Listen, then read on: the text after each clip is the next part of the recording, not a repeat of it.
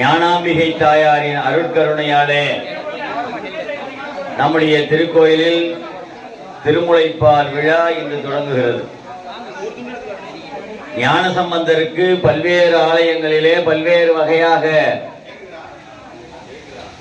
அவர் எத்தனை ஆலயங்களில் அற்புதங்கள் செய்கிறார்.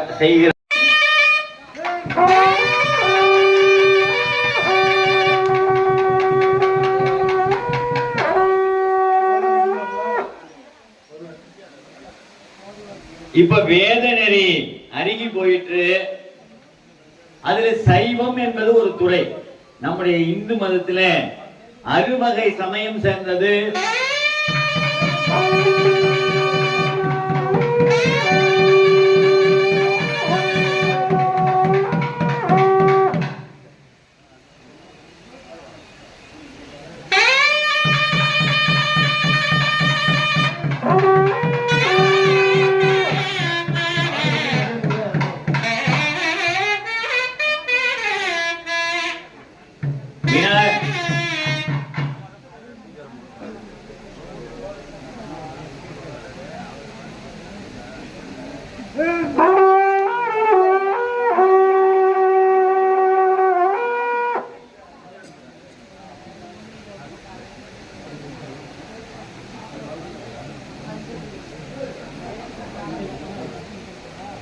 இப்ப விநாயகரை வழிபடுகின்ற முறையை காணாபத்தியம் என்று சொல்வார்கள்.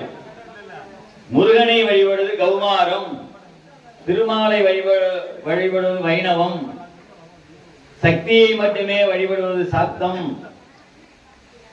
சூரியனை மட்டும் வழிபாடு செய்வது சௌரம். அதுல ஒரு நெறி எதுன்னா சைவ நெறி, சைவத்துறை. எத்தனையோ துறைகள் இருந்தாலும் வழிபாட்டு முறைகள் இருந்தாலும் அதில் இந்த சைவ நெறிக்கு ஈடு இணையா ஒரு நெறி கிடையாது. சிவனுக்கு ஒப்பான தெய்வம் ஒப்பாரும் இல்லை மிக்காரும் இல்லை. ஏனென்றால் அவன் தூயவன், தூய்மையானவன், அவன் செந்தியின் உருவாளன்.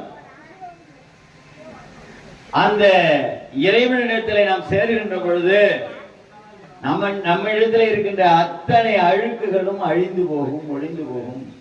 நெருப்பிலைப்பட்ட தூசானது எப்படி பஷ்பமாகிறதோ, எரிந்து போகிறதோ, அதே போல சிவபெருமானிடத்திலே நாம் சேர்ந்தால் அவர் நம்மை தூய்மையாக்கி விடுவார். இப்ப இரண்டாவது பாட்டு, இந்த சைவத்துறையிலே புகழி என்று சொல்லுகின்ற சீர்காழியிலே திருஞான சம்பந்தர் பிறந்தார். அவருடைய பணியை தலைமையில் கொண்டு நாம் போற்றுவோம் என்று பேசுகிறார் சேக்கிழார் சுவாமிகள். அடுத்த பாடல், சென்னி வளர் மதியணிந்த சிலம்பணி சேவடியாதம் மன்னிய சைவத்துறையின் வழிவந்த துணிவலவர் பொன்னி வளத்தருநாடு ஒளிவெய்த நிலவியதால் கன்னி மதில் மருங்கு முகில் நெருங்கு கழுமல மூதூர். சீர்காழி சைவத்துறையிலே வந்த பெரியோர்கள் வாழ்ந்த ஊர். குடியோ வளவர்குடி, சோழர்குடி. இந்த நாட்டினை வளப்படுத்துவது பொன்னி என்று சொல்லுகின்ற காவிரி வளம் செய்கின்ற ஊர். அந்த ஊருக்கு கழுமலம் என்று ஒரு பெயர் இருக்கிறது. எந்த ஊருக்கு? சீர்காழிக்கு. முதல் பாடல்ல புகழி சொன்னார், இரண்டாவது பாடல்ல கழுமலம் என்று சொன்னார். அப்பதிதான் அந்த கடைகள் அருமறை முறையே செப்பும் ஒளி வளர்புகள் செழுஞ்சோலை புறம் சூழ ஒப்பில் நகர் ஓங்குதலார் உட்கடையினால் அன்றிய எப்பொழுதும் கடல் மேலே மிதப்பதென இசைந்துள்ளதாள்.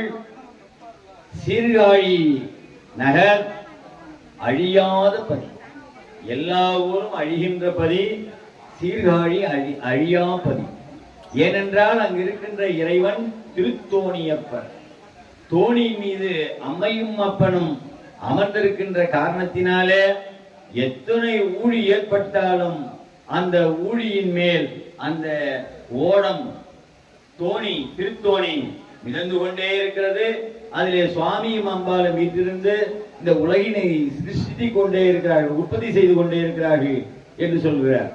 அரியணே முதல் அமரர் அடங்க எழும் வெள்ளங்கள் விரிசுடர் மாமணி பதனம் மீதறிந்த திரைவரைகள் புரிசை முதல் புறவும் சூழ் பொங்கோதம் கடைநாளில் வரியரவ மந்தரம் சூழ் வடம் போல வயங்குமாள் வலம்பயில் புறம்பனையால் வாசப்பாசரை மிகுந்த தளம்பொழியும் புனர்ச்செந்தாமரை செவ்வி தளமலரால் களம்பயில் நீர்க்கடல் மலர்வது பருதி என கருதி இளம்பருதி பதமலர்த்தாள் போல் பாபுல இளஞ்சிபல உளங்கொள் மறை வேதியர்கள் ஓம தூமத்திரவும் கிளர்ந்த திருநீற்றொழியில் கெழுமிய நண்பர்களும் மலர்ந்து அலந்தறியா பல்லோழி ஆற்றுதலாளர்களிடத்து விளங்கிய அம்மூருக்கு வேறு இரவும் பகலுமிகை.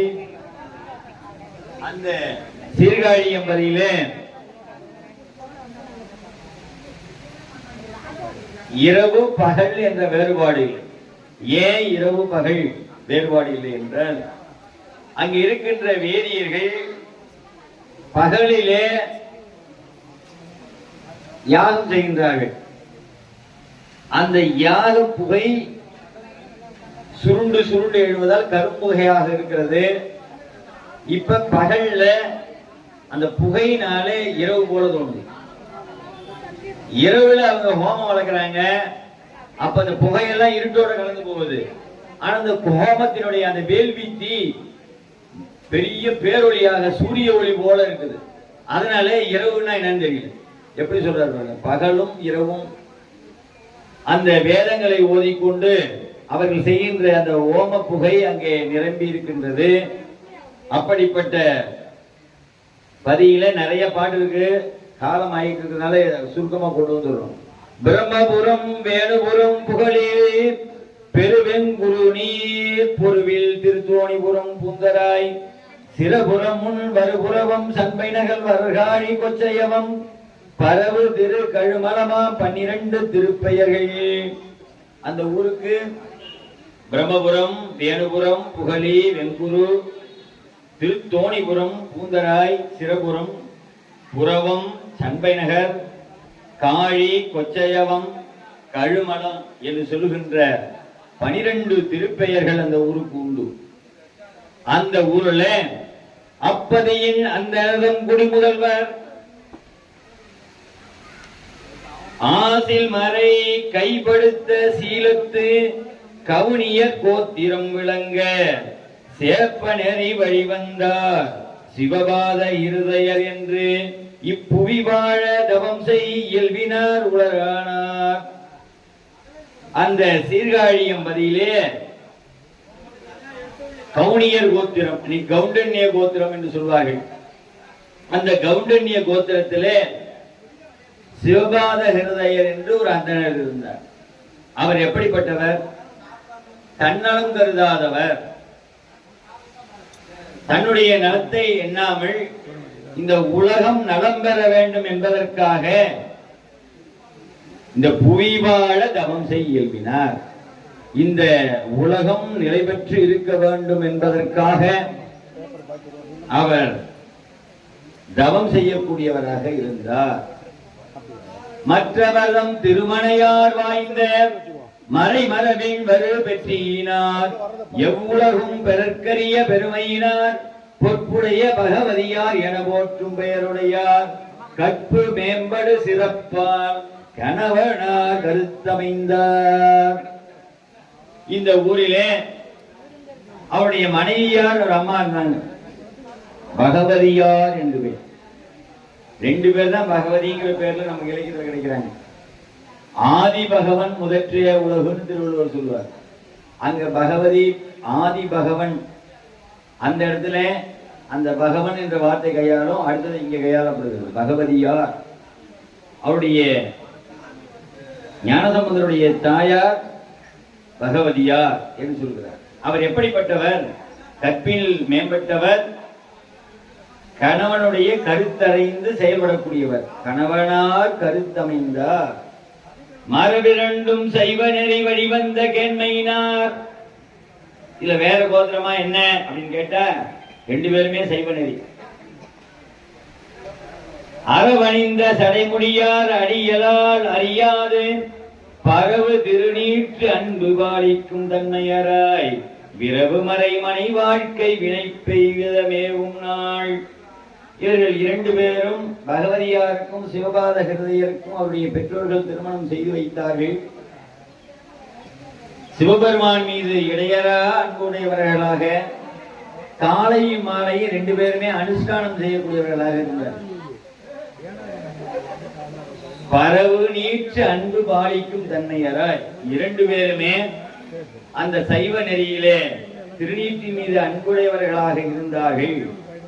மேதினி மேற் சமன்கையர் சாக்கியதும் பொய் மிகுந்தேன் ஆதி அருமறை வழக்கம் அருகே அரணடியார் வாழ் பூதி சாதனம் விளக்கம் போற்றல் பெற அது ஒழியக் கண்டு ஏதமில் சிவவாத ஹிருதயதாம் இடருளந்தார். கோயிலெல்லாம் கூட்டிட்டாங்க. கோயிலுக்கு யாரும் போகக்கூடாது. ராஜாவே சமணமாக இருந்தால் பக்தர்களுடைய கதி என்ன ஆகுது? யாரும் கோயிலுக்கு போகக்கூடாது, தடை உத்தரவு. யாரும் கோயிலுக்கு போகிறதுல ஏதாவது தப்பு வந்து விடுமோ என்று யாருமே கோயிலுக்கு போகாமல் எல்லோரும் இயல்பான வாழ்க்கை நெறியிலே அன்றைய காலகட்டத்தில் சமணம் சாக்கியம் என்று நெறி சார்ந்தவர்களாக சைவத்தை துறந்தவர்களாக மக்கள் எல்லாம் வாழ்ந்து கொண்டிருக்கிறார். இதை நினைந்து சிவபாத ஹிருதயர் மிகவும் வருத்தமுள்ளார். சைவ நெறி மீண்டும் தழைக்காதா என்ற ஏக்கத்தோடு இருக்கிறார்.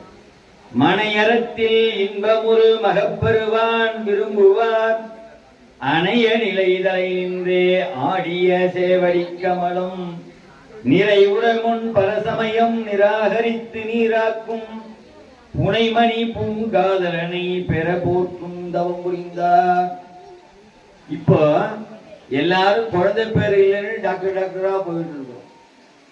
ஆனால் அவர் குழந்தை பேரு வேண்டும் என்று சிவபாத ஹிருதயரும் பகவதியாரும் சிவனிடத்திலே இருந்தார்கள். சிவனிடத்திலே எப்படி சொல்றாங்க பாருங்க, பரசமயம் நிராகரித்து நீராக்கும் புனிமனை பூங்காதலனை பெற போற்றும் தவம் புரிந்தார். நல்ல ஒரு ஆன்மகவு வேண்டும்.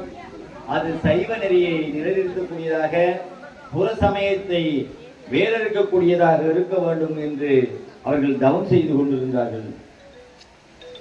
பெருத்தேழும் அன்பார் பெரிய நாச்சியாருடன் புகழி திருத்தோணி வீற்றிருந்தார் சேவடிகள் வழிபட்டு கருத்து முடித்திட பரவும் காதலியார் மணி வயிற்றில் உருத்தெரிய வரும் பெரும்பேர் உலகுய்ய உளதாக ஆளுடையாருடன் தோணி அமர்ந்த பிரான் அருள் போற்றி மூழு மகிழ்ச்சியில் தங்கள் முதல் மறை நூல் முறை சடங்கு நாளுடைய ஈரைந்து திங்களும் நலம் சிறப்ப கேளிருடன் செயல் புரிந்து பேரின்பம் கிளர் ஒரு நாள். அந்த அம்மையார் தரிதரித்தார் என்றார்கள். எப்படி தரிதரித்தவர் கவனமாக அவருடைய சுற்றத்தார் பார்த்துக் கொள்கிறார்களோ அதே போல பகவதியாருடைய சுற்றத்தார்கள் பார்த்துக் கொண்டார்கள். அந்த குழந்தை பிறக்கின்ற செய்தியை சொல்லுகின்றார். திசையகத்தின் பெருமையெல்லாம் தென் திசையே வென்றேற மிசை உலகும் பிற உலகும் மேதினியே தனி வெள்ள அசைவில் செழும் தமிழ் விளக்கே அயல் விளக்கின் துறை வெல்ல இசை முழுதும் மெய்யறிவும் இடம் கொள்ளும் நிலை பெறுக. ஞானசமுதருடைய பிறப்பு எப்படி இருக்கிறது? அருக்கண் முதல் கோல் அனைத்தும் அழகிய உச்சங்களே எல்லா கிரகமும் உச்சம் பெற்றிருக்கிறது. பெருக்க வழியுடன் நிற்க பேணிய நல்லோரை எழ திருக்கிளரும் ஆதிரை நாள் திசை விளங்க பரசமய தருக்கொழிய சைவ முதல் வைதீகம் தழைத்தோங்க தொண்டர் மனம் கலி சிறப்ப தூய திருநீற்று நெறியின் திசையும் தனி நடப்ப ஏழுலகும் குளிர்துங்க அண்டர் குலம் அதிசயிப்ப அந்தனர் ஆகூதி பெருக வண்டமிழ் செய்தவம் நிரம்ப மாதவத்தூர் செயல் வாய்ப்ப திசையகத்தின் பெருமையெல்லாம் தென் திசையே வென்றேற இமிசை உலகும் பிற உலகும் மேது இனியே தனி வெள்ள அசைவில் செடும் தமிழ் வழக்கு அயல் வழக்கின் துறை வெல்ல இசை முழுதும் மெய்யறிவும் இடம் கொள்ளும் நிலை பெறுக. ஞானசம்பந்த பெருமானுடைய ஜாதகம் ரொம்ப அற்புதமான ஜாதகம். அந்த ஜாதகத்தை முதல்ல வெளியிட்ட பெருமை நம்ம சுந்தர பெருமாள் கோயில்ல ஒரு ஐயா இருந்தார், பெரியவர் இருந்தார். அவர் தான் அவருடைய ஜாதகத்தை, ஞானசம்பந்தருடைய ஜாதகத்தை சேக்கிழார் என்ன சொன்னாரோ அதுபடி அந்த ஐயா வெளியிட்டார்கள். அவருடைய மகன் திருச்சிற்றம்பலம், அவரு பேராசிரியராக இருந்தாங்க. அவங்களுக்கு பிறகு அவருடைய பேரன் ஒரு கல்லூரியில வாதியார் இருக்கிற ஞானசம்பந்தருடைய ஜாதகத்தை முகநூல்ல வெளியிட்டோம். வெளியிட்டோன்னா ஜோசியர்கள்லாம் கோவம் வந்துருச்சு. இது எப்படி இந்த ஜாதகம் எப்படி இருக்குது, இது தப்பான ஜாதகத்தை வெளியிட்டு இருக்கிறீங்க, இதுக்கு ஜோசியம்லாம் சொல்ல முடியாது அப்படின்னு ஒவ்வொருத்தரும் ஒவ்வொரு பதில் உரை கொடுத்தாங்க. இப்படி ஒரு ஜாதகம் இல்லவே இல்லை, இப்படி ஒரு ஜாதகம் இருக்கவே முடியாது, இத்தனை கிரகங்கள் உச்சம் பெற்று இருக்க முடியாது, இதுக்கு எப்படி நாங்க ஆயுள் பாகம் முடிக்கிறது அப்படின்னாங்க. ஏன்னா ஞானசம்பந்தர் இன்னைக்கு உயிரோட இருக்க அவருக்கு எப்படி நம்ம ஆயுள் பாகம் முடிய முடியும். அதனால அப்புறமா அதுக்கு பதில் உரை சொல்லும் போதுதான் சொன்னோம், இது ஞானசம்பந்த பெருமானுடைய ஜாதகம், இது உங்களாலையும் கணிக்க முடியாது, உங்களுடைய குருநாதர்களாலும் கணிக்க முடியாது, இது குருவுக்கெல்லாம் குருவினுடைய ஜாதகம் என்று சொன்னோம். இப்படி ஞானசம்பந்தருடைய கிரகங்கள் அனைத்தும் சிறப்பாக இருந்தது. இந்த சைவ நெறி மீண்டும் தழைத்தெழுகின்ற வகையிலே அவருடைய பிறப்பு அமைந்தது என்று பேசப்படுகிறது பெரிய புராணத்தில்.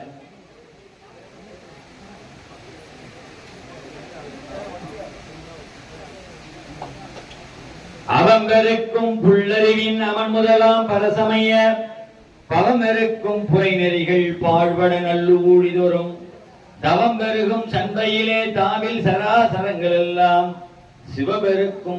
சிவம்பெருக்கும் பிள்ளையார் திரு அவதாரம் செய்தார். ஞானசம்பந்தர் பிறந்து விட்டார். அப்பொழுது என்ன செய்யறாரா, அவம்பெருக்கும் புல்லறிவின், அதாவது சைவ சித்தாந்தத்தை முழுமையா படித்தவர்களுக்கு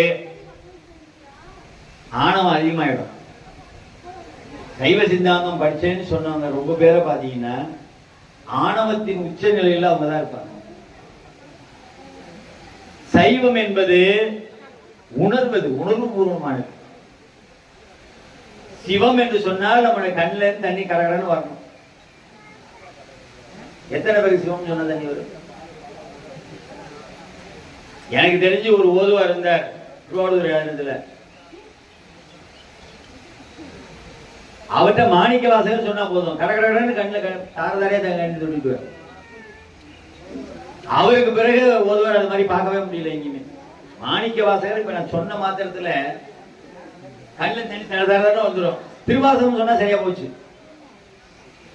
அவ்வளவு கண்ணீர் மல்க இருக்கக்கூடியவர் அந்த மகா பெரியவர். அவரெல்லாம் பார்க்கறதுக்கு ஒரு பாக்கியம் இருந்துச்சு. அவர் நம்ம கோயிலுக்குலாம் வந்திருக்கிறார். சிவனருள் எனப்பெருகும் சித்த மகிழ்தன்மை இவன் இது நமக்கு வரை என்பார். கவுனியர் குலத்தில் ஒரு காதலன் உதித்தான், அவன் வரு நிமித்தம் இது என்று அதிசயித்தார். இப்ப இந்த கிரகங்கள் எல்லாம் உச்சமடைந்ததுனாலே இயற்கை சூழலே ஒரு மாற்றமாக இருந்தது. இதை பார்த்து எல்லாரும் சொன்னாங்க ஏதோ ஒரு பெரிய அதிசயம் நடக்க போகிறது என்று சொல்லுகின்ற வகையில் இருந்தார்கள். இப்ப குழந்தை பிறந்தது, தளர் நடையிட்டது, 3 வயது நிரம்பியது குழந்தைக்கு. நேரம் இல்லை.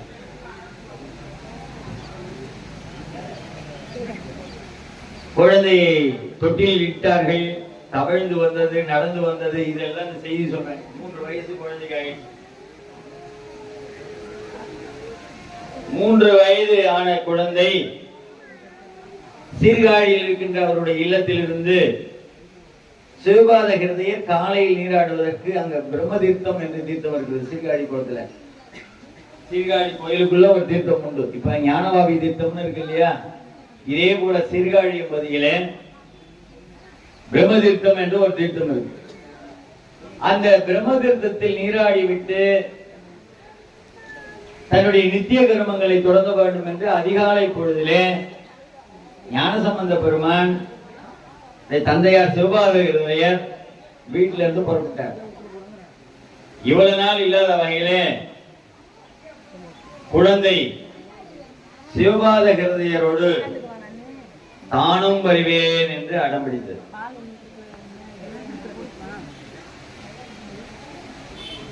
இப்ப இவ்வளவு நாள் இல்லாம இன்னைக்கு குழந்தை அடம்பிடிக்குது. நாம என்ன பண்ணிருப்போம், முதுகுல நாள் சாத்தி தூக்கி போட்டு சனியை சும்மா இருந்து வந்திருப்போம்.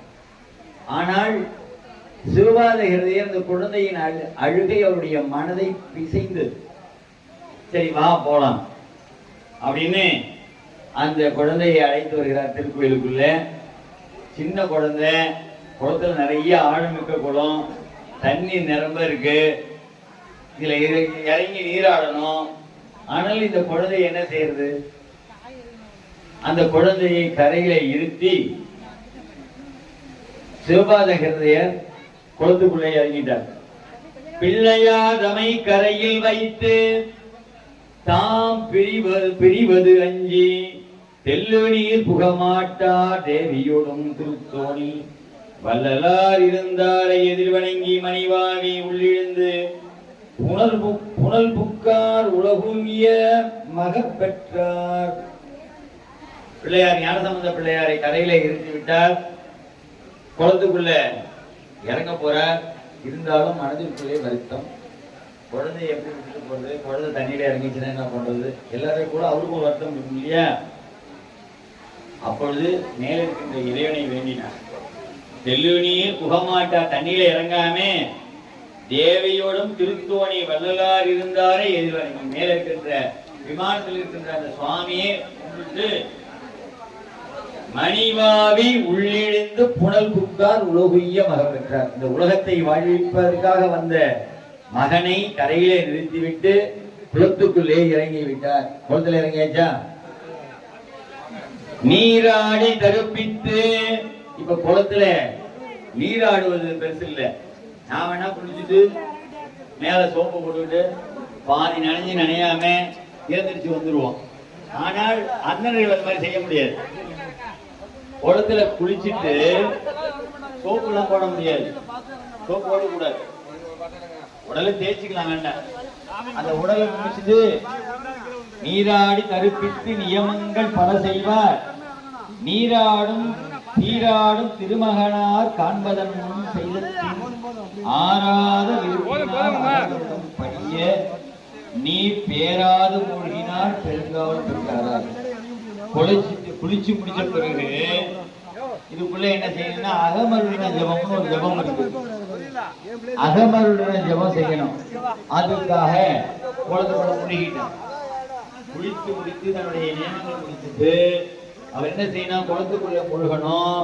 அதனால இப்பொழுது குளத்துக்குள்ளே முழுகி அகமருளின ஜபத்தை சிவபாத ஹிருதயர் செய்யறார். பாக்குறவங்க பார்க்கலாம். மைக் வேணுமா?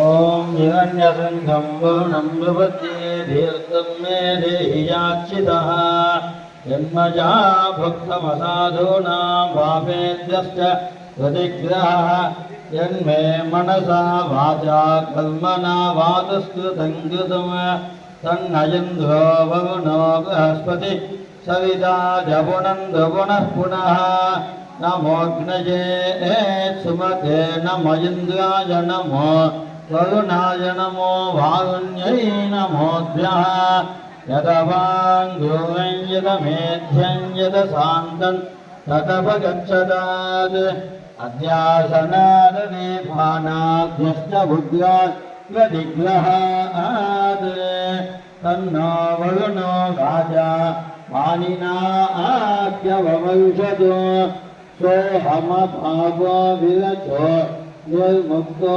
मुक्तजन्मिदः इमं मे गङ्गे यमुने सरस्वती सुदुरस्तोमगुं सजतापवत्न्या असिक्रियामविद्वते विदस्तजाल्कीगेये सुनित्या सुसोमजा ऋतञ्च सत्यं जाभीता तपसोऽध्यजायत ततो रात्रिरजायत ततः समुद्रो अर्णवः समुद्रादर्णवादि संवत्सरो अजायत अहोरात्राणि मितद्विद्वस्य मिषतो भसि सूर्यात् चन्द्रमसौ दाता यदा पूर्वमकल्पयत् दिवं च पृथिवीजान्तरिक्षमधोत्सुवः यत्वदुर्जागुं रजस्वमान्तरिक्षे विरोदसि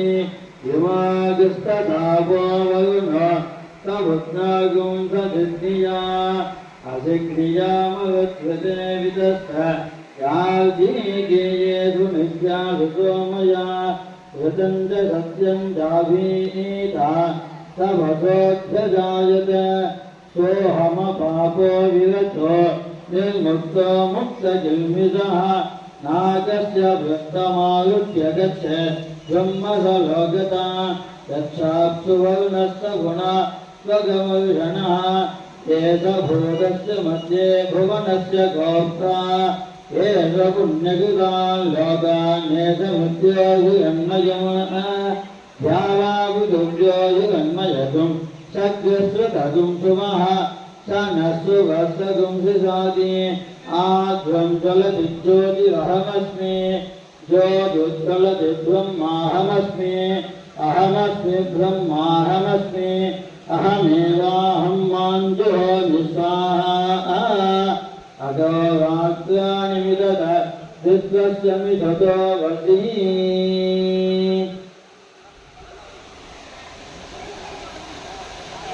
அகமரண ஜபம் சொல்லப்பட்டது. தீபாவளம் தாங்கிகள் உள்ளே சென்று சுவாமியை அழைத்து வரும்படி அன்போடு வருகிறோம். உள்ள சுவாமி அம்பாள் கூடவே ஞானாம்பிகை சன்னிதியிலிருந்து பால் எடுத்து வரணும். பரிசாரகர் ஜெயக்குமார்